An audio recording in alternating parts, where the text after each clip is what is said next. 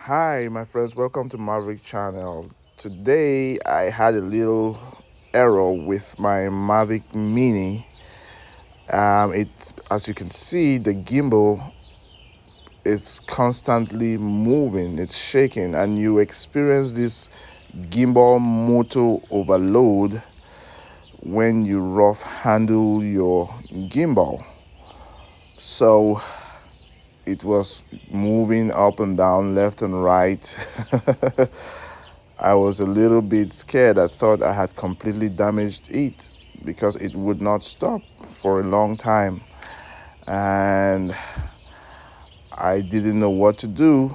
But fortunately for me, I turned everything off and on, and it started working properly again.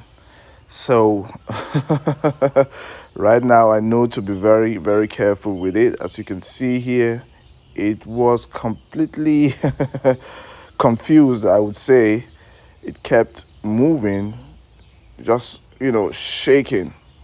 So it is a scary one, especially when you're ready to fly and this happened. It, completely destroys your day. So, hey, please be careful for those who have the Mavic Mini or for those who have drones that have